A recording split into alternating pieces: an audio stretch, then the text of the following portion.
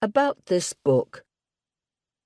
The book makes up a structured course to introduce you to the essentials of Druid practice, but it does not lead you along a straight path to a supposed goal. Being a Druid is not a static position to achieve, but a mindset, a way of looking at and relating to life from a wider perspective than most people do, and with different emphasis. The job is to be aware and stay aware until the new habits and patterns of thinking and acting become habitual. Every chapter is followed by practical exercises, in a way that will be fully explained later. You should perform these faithfully, but not slavishly. Druidry is a path of personal responsibility, and you are always in charge.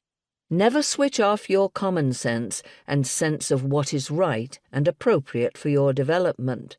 Some listeners will have studied other spiritual systems and might be tempted to ignore the first exercises as being inappropriately simple. I suggest that you relax, hold no expectations, and allow yourself to revisit with an open mind areas of study you may have taken for granted for years. The journey is not a straight track. The pathway through the forest meanders and may even turn back on itself as it loops, rejoining earlier topics and making new connections. In Druidry, circles and spirals are important.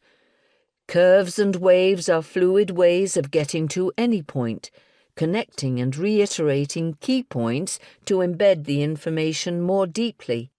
A proven magical technique is to let the mind wander amongst strange images, not understanding necessarily, but relating to them on a deep level. How often does the sight of a painting evoke deep feeling? Knowing its story logically doesn't affect its immediate appeal, which we have connected to on a level deeper than the intellectual. And so it is with the myths that you will hear at intervals in this book. They make up patterns of strange sights, scenes, customs, and events. The ways the characters behave are predicted on ancient and different rules. Truly, the past is a different country, and they do things differently there. Most importantly for our studies, they are set in a time when the veils between the worlds were thin, when the connection that we so crave was a reality. The wonders that the stories reveal speak to a part of us that is starved in the modern world of the purely mundane. So there will be no chronological explanation of Druid history, but it is important that we are aware of our sources, and this information is included. The fact that most of the commentators had never seen a Druid and had missed their heyday by hundreds of years doesn't alter the fact that these writings are all that we have.